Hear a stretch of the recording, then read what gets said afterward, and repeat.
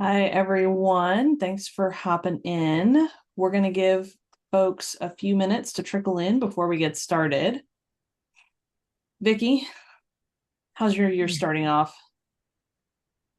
I'm glad January's over.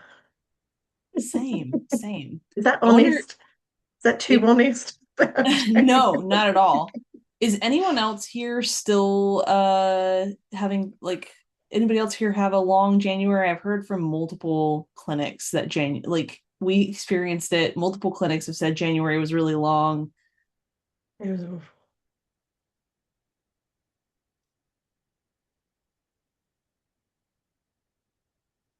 We also had like a giant cold snap here in the United I States. saw, I saw it on the news. Yeah. It was bad, wasn't it? Yeah, it was ridiculous. I'm glad it is over. I'm down in Florida, which is typically pretty warm. It got down into the Hmm, teens, which is no good. unheard of. Yeah, No good.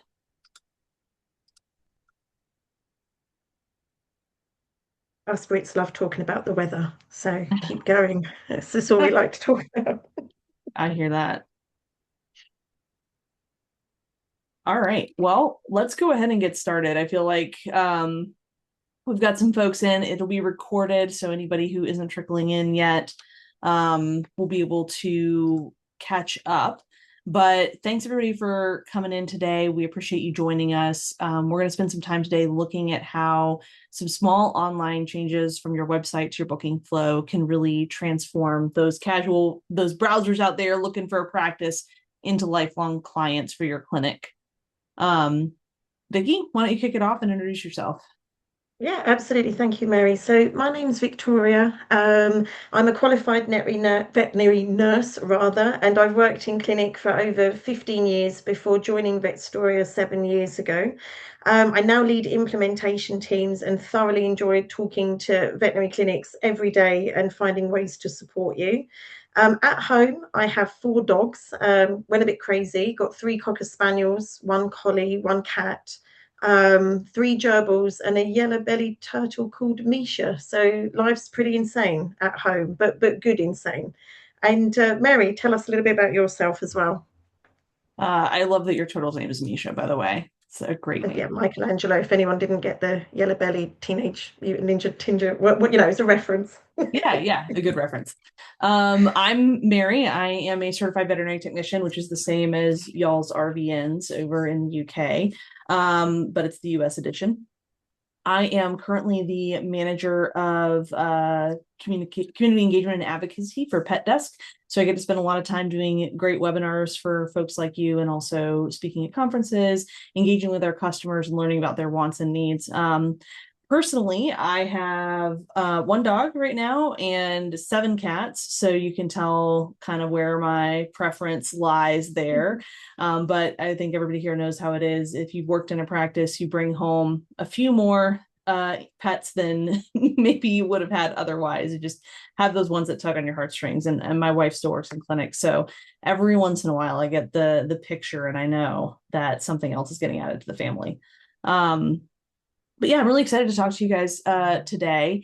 And Vicki and I had chatted a little bit when we had originally done this back at London Vet Show about the CMA, which isn't a thing here in the States, but it is an obstacle for you guys, you and here there in the UK. Vicki, you want to share a little Yeah. bit about what's going on with that? Yep. Current obstacles, yeah, the Competition Marketing Authority investigation. No surprise here, especially for the UK. And this investigation's been going on now for approximately 2 years. But what it's prompted is widespread media coverage. And it's suggesting that pet owners may be overpaying, misinformed, lacking clarity around ownership structure, and also lacking transparency when it comes to costs. And what this has contributed to, unfortunately, is the erosion of trust between veterinary practices and pet owners. So this is definitely a current obstacle that I feel a lot of UK clients are facing at the moment. Yeah, I'm sure. And, in the US, we've definitely had an erosion of trust for a while now. So I know that we can definitely empathize with our UK colleagues on what kind of pressure that can put into your practice. We're also seeing generally a decrease in appointment trends, right? So there are less frequent appointments being booked. People are stretching between appointments a little bit more. They're pinching pennies. Things like that can really impact the bottom line of your practice, as can decline in personalized care, right? So while we're seeing a decrease in appointments, we're seeing a decrease from a crazy high volume of appointments, right? Where maybe it was tough to pay that personal attention to each client when you're jumping from room to room, your phone is ringing off the hook, things like that. It kind of makes it difficult to provide personalized care to each individual pet parent that walks through your door. So this can be a pinch point, and it's counterbalanced by the demand for increase in personal care, right? So as consumers now, more than ever, we want personal care. We want better customer service. And this particularly happened around the pandemic. There was a huge leap in expectations for customer service around the pandemic time. And so I know that many clinics have kind of struggled to keep up with that demand. And staff burnout. And you touched on the pandemic there a moment ago, Mary, and I feel that staff burnout was quite a hot topic during Yeah. COVID-19 and what followed, but this is still a very present issue. So there's been multiple surveys conducted, one of those being from the RCVS in the UK, that showed 49% of respondents say that stress is still a major factor within the workplace. There was another one done by the European Wellbeing Mhm. Survey that showed 55% of veterinary teams feel high levels of burnout. So not only is there still a very real and significant human cost, this can also impact quality of care, retention, and the wider team. Absolutely. Yes. And so while we know we have these problems that we're facing, we still have pet parents getting new pets, right? They're still bringing in their new pets. And so I want to talk a little bit about someone that we're gonna follow up on at the end of this conversation. So Sarah is has a new puppy, Fluffy, right? And Sarah's trying to find a vet for her new pup. And so Vicky, when you're looking for a new service, whether that's like a new hairdresser, or let's say you want to try a new restaurant on date night, what are you doing to find that provider? I can tell you. So I can actually give you a very good example. It's Valentine's Day this Saturday. So I was looking for a restaurant for hubby and I to go to. So one of the first things I'm doing is I'm looking on social media. I'm asking for recommendations of restaurants because I do have allergies as well. So I have to be careful where I eat. So Yeah. this has to meet my needs as well when I go out and about. So I'm looking on social media, community groups. I'm looking at where the restaurants are located, whether they have an up-to-date website, price lists, and good reviews as well. You know, I want to have a romantic date night and not have it end in disaster. So that's what I'm typically doing.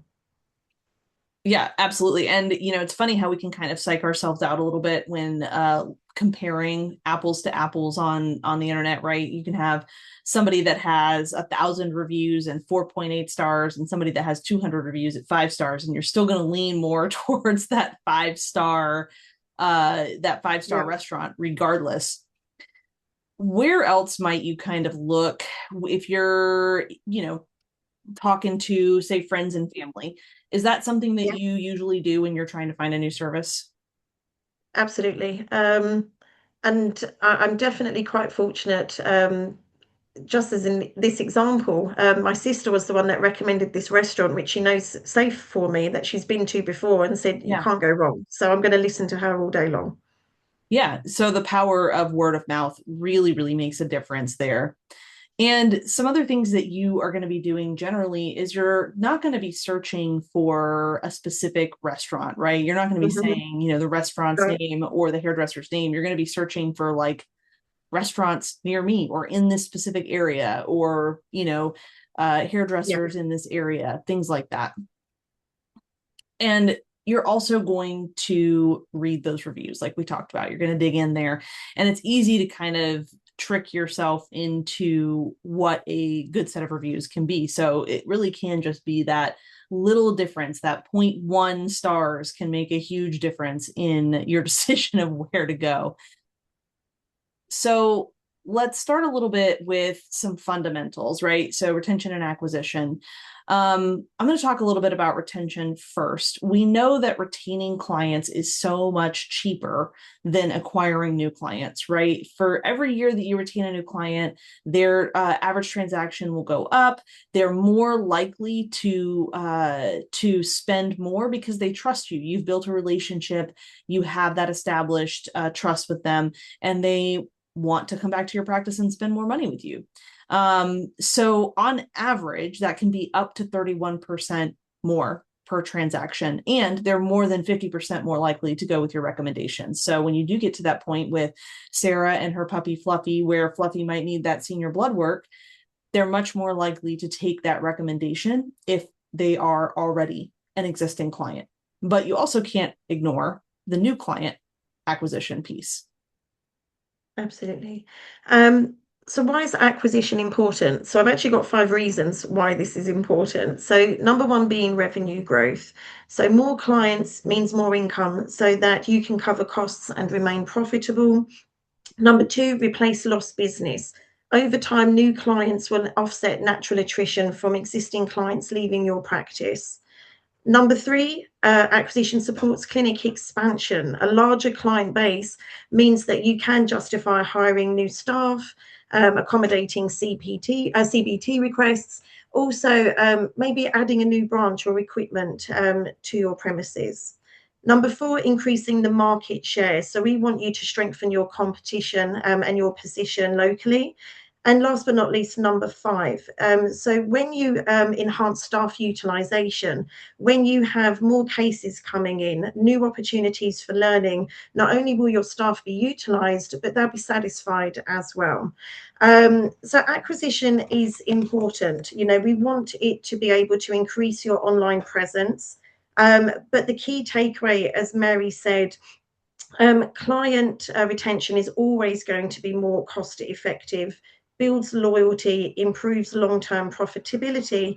But acquisition, if you strategize, it should complement but not replace your retention efforts.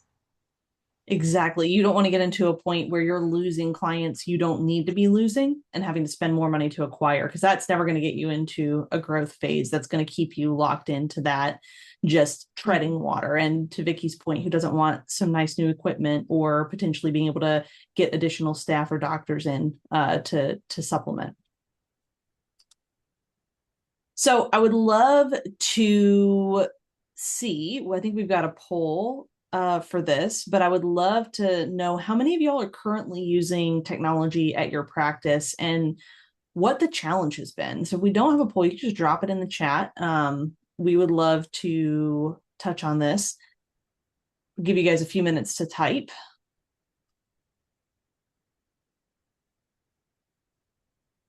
What was your biggest challenge using technology in practice?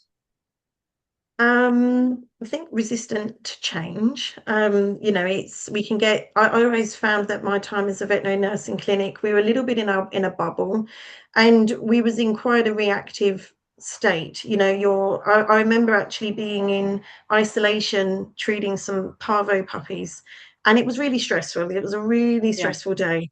And there was a lovely gentleman on the phone trying to help us and offer solutions using technology, but because we was in that sort of reactive adrenaline fueled state, you know, we are sad to say probably didn't give him the time he deserved or arrange maybe a call back at a quieter time. So I think sometimes we're not always open to change, a bit resistant, and just sort of going through the paces day to day without thinking actually maybe there's a way of doing this a little bit better. So that's something I think myself and the wider team felt we were a little bit resistant, and we could have given it a chance maybe sooner rather than later.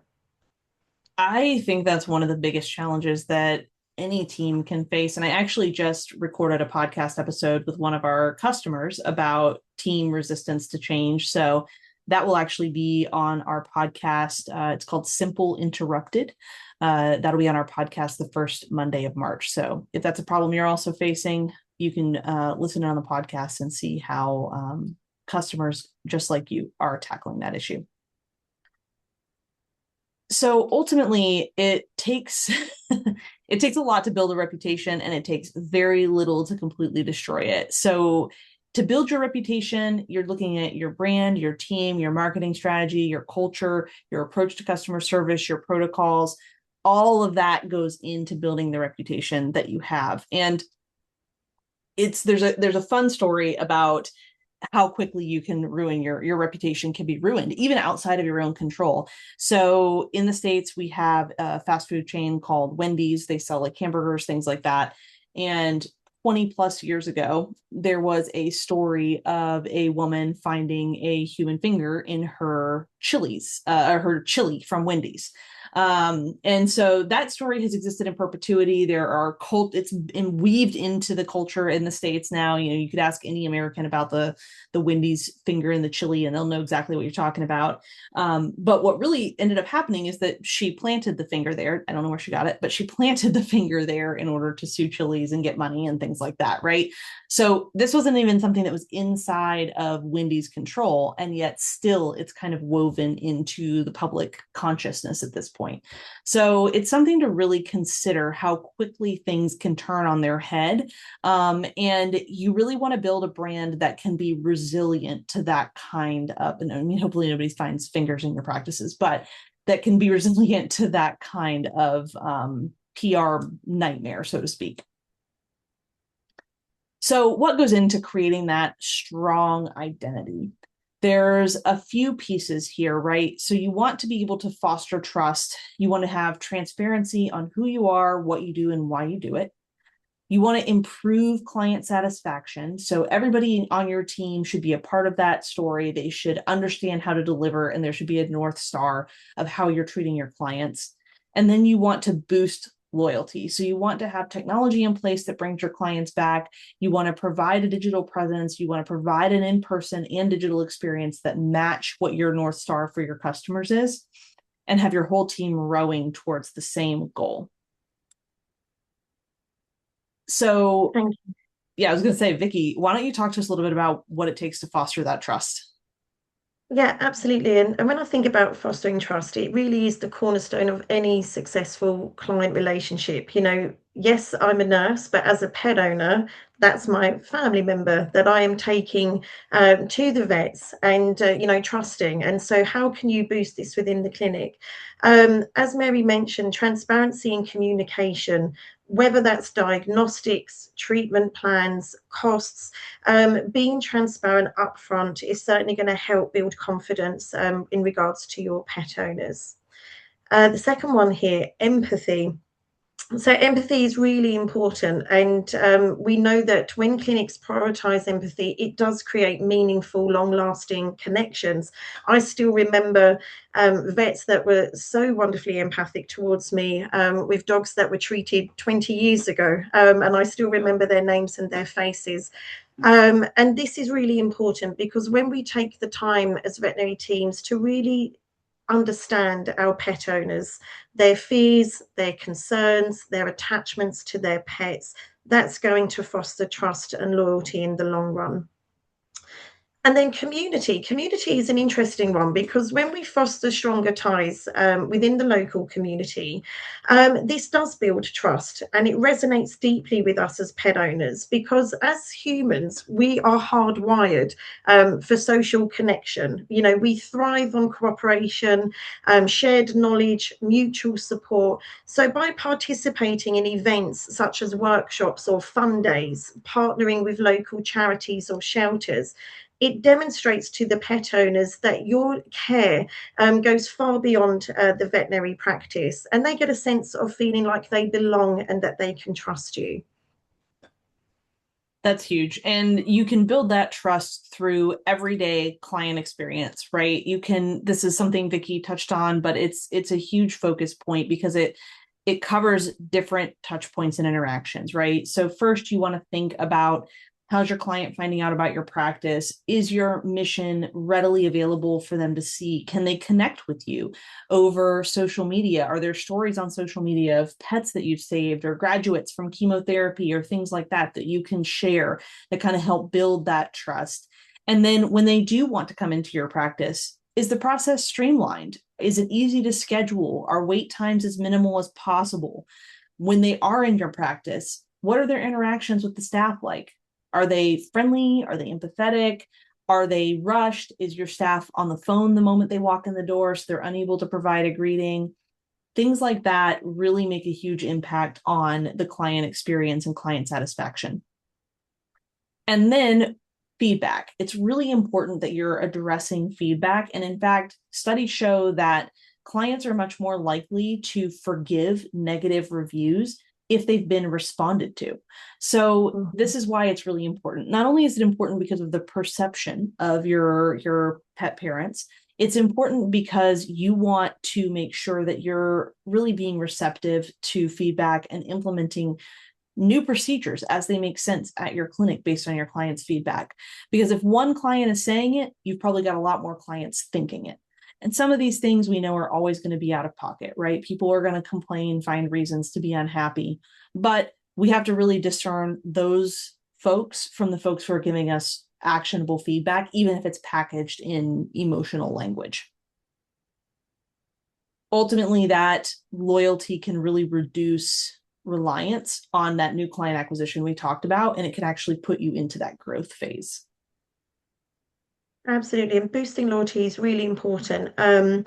Because your pet owners are not just repeat visitors, they become advocates for your practice. So things like personalized care plans, remembering the pet's name, even the pet owner's name. I'm always surprised if I go into a store or a service and they greet me by name. I always think that it's quite a lovely, pleasant surprise. But understanding the pet's history and unique needs as well. Constant communication. Are you championing your pet owners and celebrating certain milestones they may be achieving, showing appreciation with thank you notes or being there for them in times of hardship, such as bereavement? These are just a few ideas that you can really start to factor in, boosting that loyalty so they feel that they're getting a really personal experience. I know of a clinic that runs a once a month grief support group for pet parents, and I can't think of a better example of really continuing to build that loyalty, right? That those personal relationships can be so hard to foster, but they make such a huge difference.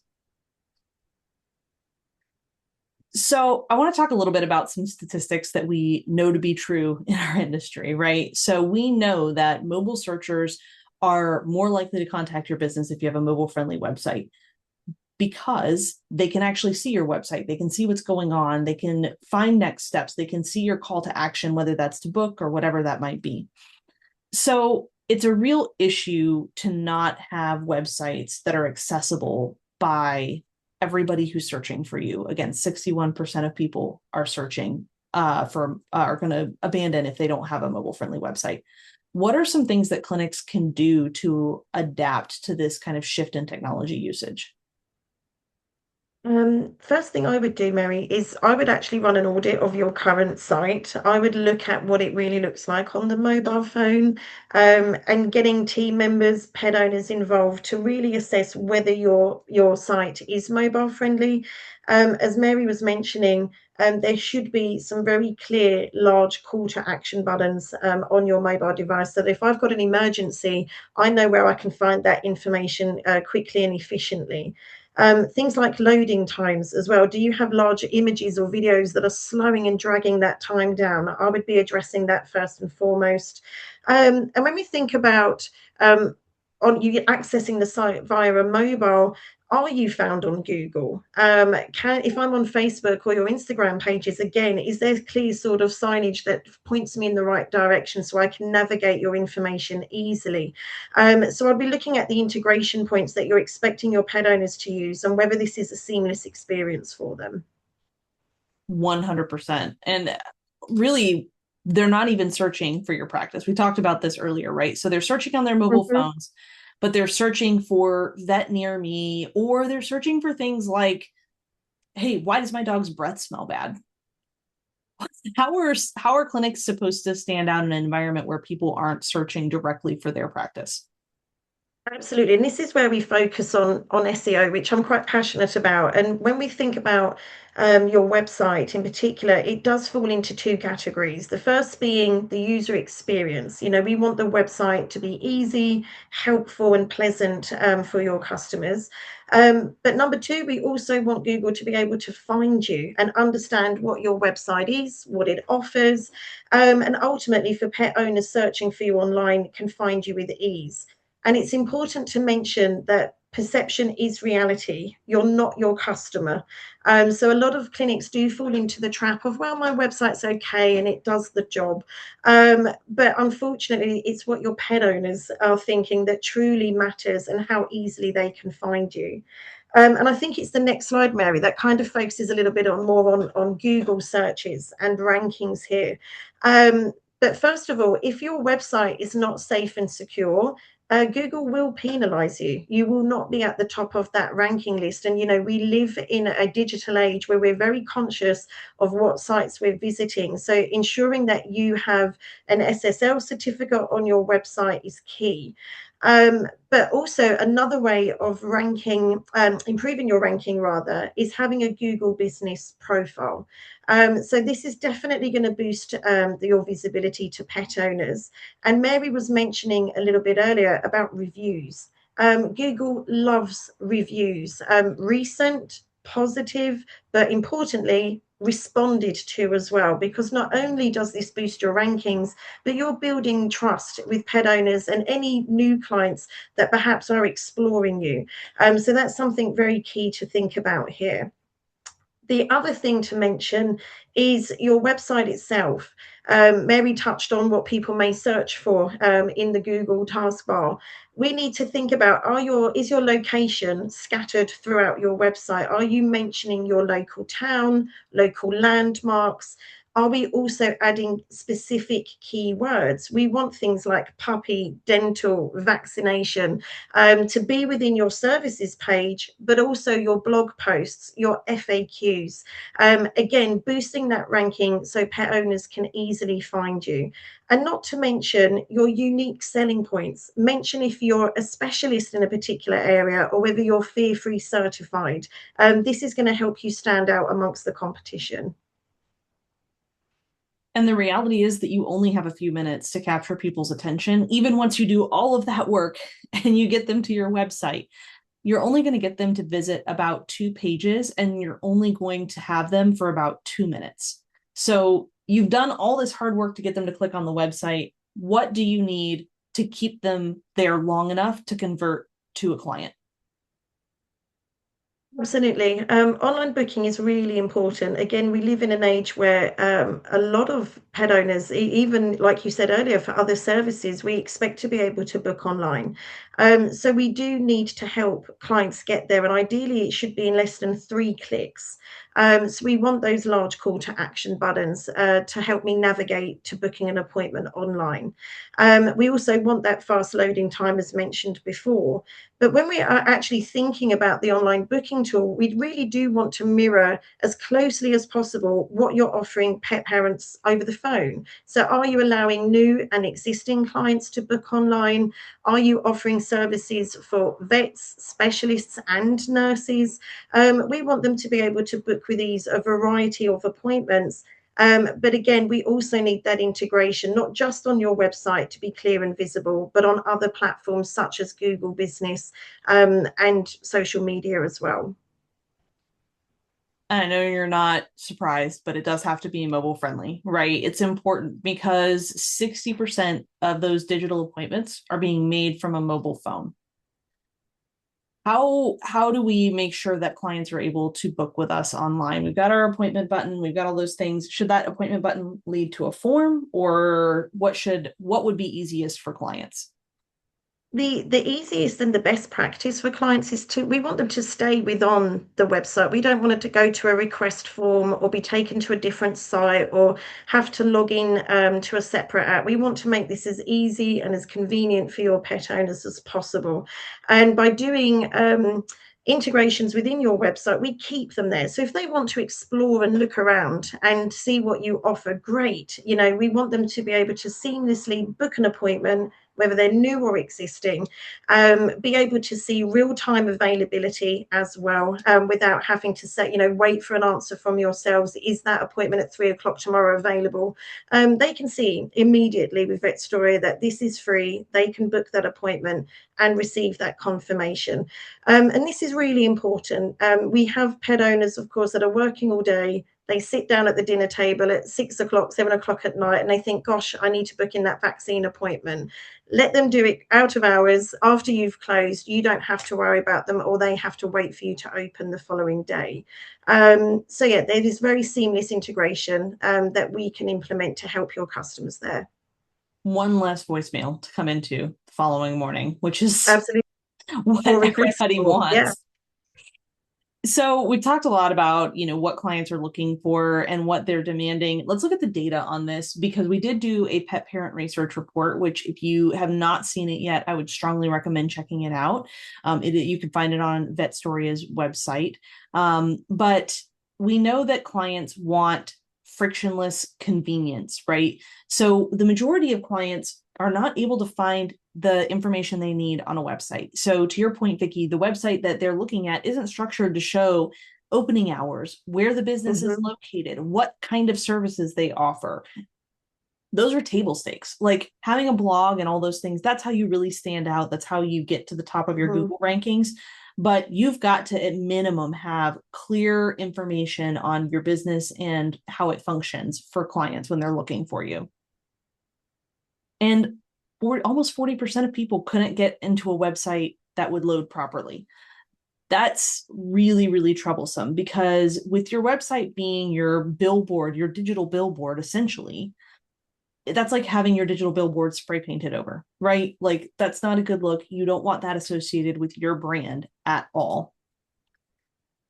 And almost the same amount of clients had issues with appointments, being able to book an appointment online. And this is where people bail out, right? Because if you're not offering online booking, there is likely a clinic in the same area who is. And if I'm sitting at the dinner table at the end of the night, I've got all 7 cats waiting to be fed. And if I had kids, even, I don't have time to sit here and try to remember to call in the morning or to leave a voicemail or do all those things. I want to just be able to book in with you. And so it's key and very important that you offer this option to your pet parents. It's something that they are looking for. Absolutely. So presentation matters, as we can see here. And this is a really good example. This website on the left, if we want to think about going for a nice relaxation spa and, decompressing, if we have a look at this website, and you can take a moment just to think about how does this make you feel and what your first impressions are. For me, this website feels busy, a little bit dated. I would find it hard to navigate. I can't see a book now button or a contact us page that I can phone them up, book with ease seamlessly. And even if they have great services to offer, when we have a website presented like this, it can unintentionally communicate that they are of less quality or less professionalism, or maybe their business isn't current. So this is something we really want to bear in mind when we start looking at websites. And if we show you what a good website looks like on the right here, immediately I feel this layout is clean, it's modern, and I do feel a sense of being calm. And this is certainly what I want to feel like if I'm thinking about using their services to relax. We can see, as Mary mentioned a moment ago, how important branding is. I've got their company name, their logo, it's consistent throughout, it's pleasing aesthetically. But really importantly, it's really simple navigation. If I want to book an appointment, I've got a clear call to action button on the screen. I can also see in the toolbar at the top their phone number and other tabs that allow me to focus my attention and navigate within less than 3 clicks, as we mentioned before. So immediately I feel that this site is professional and that I can trust them to look after me. So as Mary mentioned, that your users have a few seconds to form an opinion about you, and that perception really determines whether they're going to stay on your site, explore, book an appointment, or ultimately leave. And a good web design isn't just about it looking nice. It will have a direct influence on what we call the three C's: credibility, customer confidence, and conversion. So it's really important to think about those items there.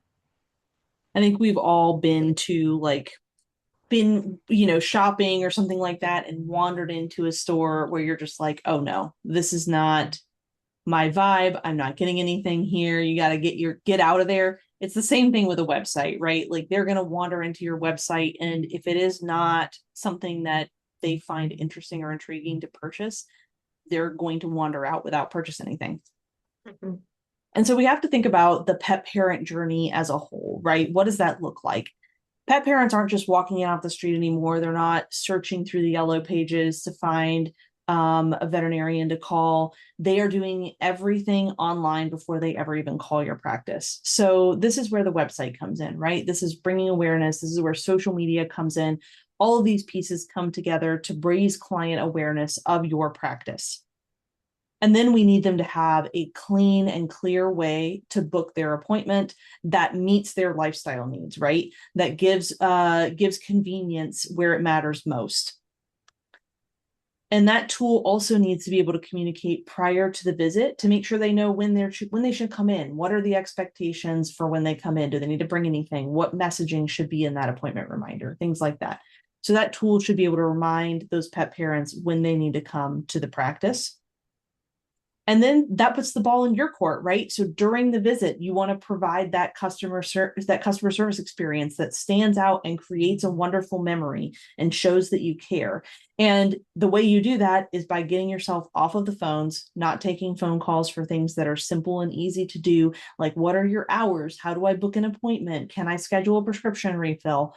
All of those things can come off of your phones, and that can give you the opportunity to be present in the moment with the people in your clinic and provide that next level of customer service. And then finally, after the visit, having the time to be able to reach out to those clients, ask them how their pet is feeling, follow up after surgeries, things like that. If you're working in a clinic right now where you're like, I can't even imagine a world where we would even begin to have the time to start calling our surgeries the next day, things like that, this is where you really want to look at the areas of opportunity in your business to find time for that kind of customer care, because it's what the clients are demanding.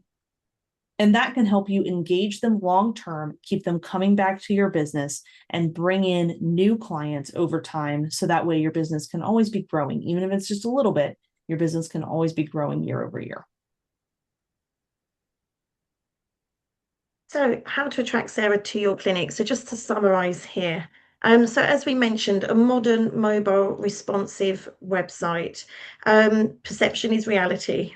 We need to understand what your customers are thinking and how we can really improve the layout. We want it to be aesthetically pleasing, of course, but it's really important to have those large call to action buttons and being able to think about, can your customers find information within less than 3 clicks? Content showcasing your expert team. Now, this is probably one of my favorites, because when we onboard veterinary clinics with a new website, I love getting to know what makes you you. What are your unique selling points? Why did you become vets, nurses, receptionists? I want to learn about the team, the services you offer.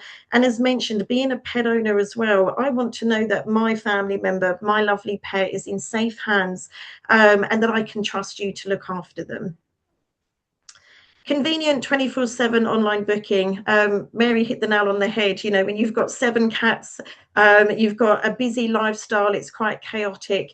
We're not always going to remember to call you during your opening hours, but certainly as we're decompressing of an evening, we may think, great, I can book those appointments online without interfering and contacting the clinic if it's not absolutely necessary. Lots of recent positive Google reviews. So absolutely, we want them to be recent. Positive is great, but go that extra step. engage with them, reply, say thank you, because not only is that going to boost your rankings, but you are going to build trust within your local community and any new clients that may be exploring a bit more about you. High search ranking with local SEO. So again, getting those locations scattered in your website, your towns, your landmarks, but those specific keywords as well that people will commonly search for within Google. Make sure they're in blog posts, FAQ services, so you've got a better chance of being found. And last but not least, a premium service at every touch point.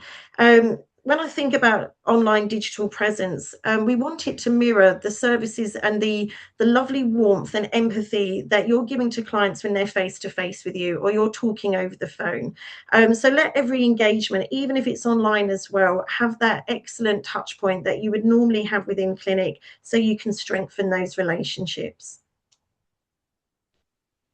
Well, I want to thank everybody for joining us today. We do have a little bit of a review here for you to check out. So please feel free to take a moment to read. And if you have any questions, you can drop them in chat. We did have one question. Vicky Asta asked, how often should practices realistically update their website? Oh, this is a good question. It really does depend on the content you're updating. So, for example, if we're thinking about a blog post, they need to be current as well, normally every 4 to 6 weeks. We know that team changes can happen on an ad hoc basis.